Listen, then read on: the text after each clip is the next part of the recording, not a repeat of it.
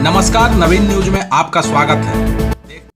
बलुआ पंचायत भवन में ring road से जुड़े किसानों के लिए राजस्व विभाग की ओर से एक शिविर का आयोजन किया गया था, लेकिन शिविर में आए किसानों ने मुआवजा की राशि को लेकर कड़ा विरोध जताया। किसानों का कहना है कि सरकार दो रंगी नीति अपना रही है।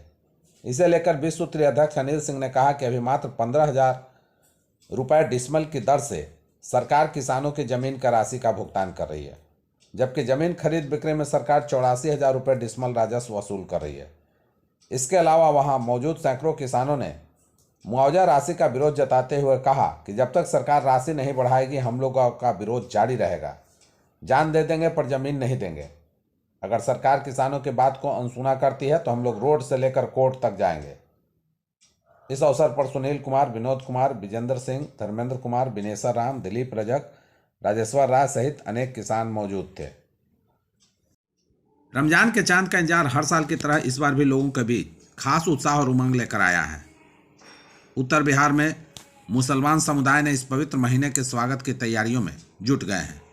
मस्जिदों और घरों में साफ सफाई, सजावट और विशेष दावतों की योजना बनाई जा रही है। लोग रोजा रखने, इबादत और तिलावत के लिए मानसिक और आध्यात्मिक रूप से तैयार हो रहे हैं। बाजारों में मिठाइयाँ, फल और इफ्तार के सामान की बढ़ी हुई बिक्री इस माहौल की ओर और जीवंत बना रही है। बच्चों और बुजुर्गों में भी रमजान को लेकर उत्सुकता साफ दिखाई दे रही है। चांद की निगरानी के लिए स्थानीय इस्लामिक संगठन और मोहल्ले समितियों भी पूरी सतर्कता से इस पर नजर रखी हुई है। जैसे ही चांद नजर आ गए, पूरे शहर में उत्सव और नमाज के लिए विशेष कार्यक्रम आयोजित किए जाएंगे।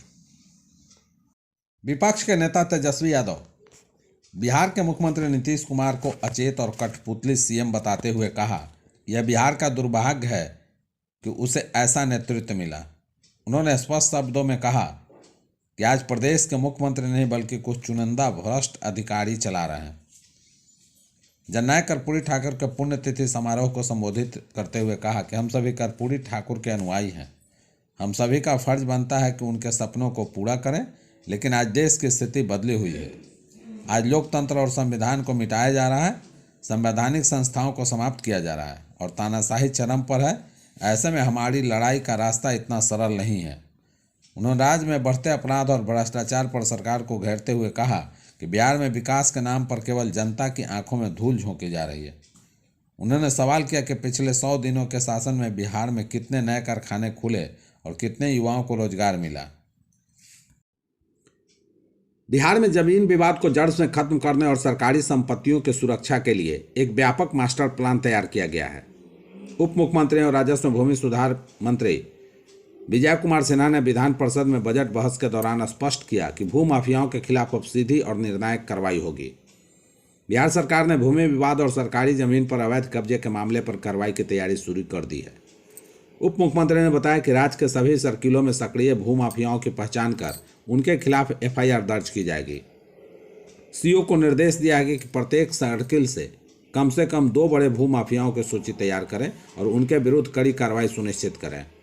सरकार का उद्देश्य सरकारी जमीन को अतिक्रमण से मुक्त रखना और आम लोगों के भूमि विवाद से राहत देना है। बिहार विधानसभा में विपक्ष विभिन्न मुद्दों को लेकर सरकार को घेरने की कोशिश कर रही है। इसी बीच विपक्षी सदस्य ने सदन में शिक्षकों के वेतन और भत्ता में विसंगति का मामला उठाया। इस पर शिक्षा मंत्री सुनील कुमार को सदन में जवाब देना पड़ा। दरअसल समस्तीपुर के विभूतिपुर से सीपीआई एमएल के विधायक अजय कुमार ने सदन में कहा कि राज्य के अंदर एक ही स्कूल में 3 तरह के शिक्षक काम करते हैं। एक स्कूल में 3 तरह के शिक्षक, नियोजित शिक्षक, विशिष्ट शिक्षक और बीपीएससी शिक्षक काम कर रहे हैं। किसी शिक्षक को किराया भत्ता मिलता है और किसी को नहीं मिलता है।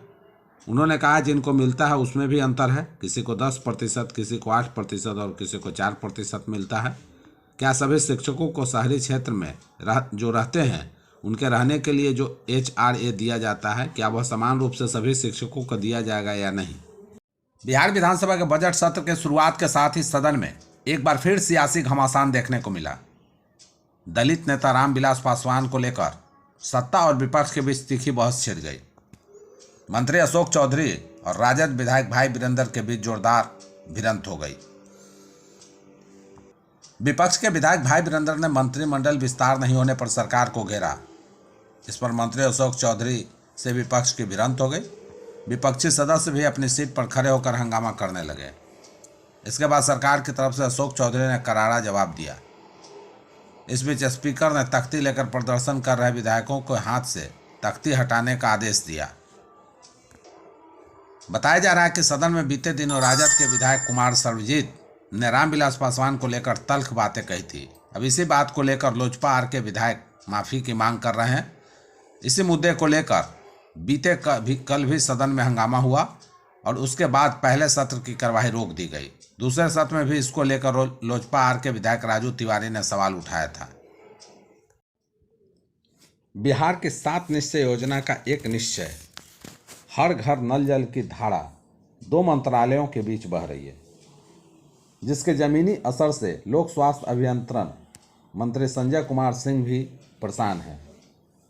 बिहार विधान परिषद में एक विधान पार्षद के सवाल के जवाब में PHED विभाग के मंत्री संजय कुमार सिंह ने कहा कि हर घर नल का जल योजना के पूरे काम को किसी एक विभाग के अंदर लाने का आग्रह किया है। इस समय हर घर नल का जल योजना का काम संजय कुमार सिंह के PHED विभाग के अलावा दीपक प्रकाश कुशवाहा के पंचायती राज विभाग के बीच बंटा हुआ है।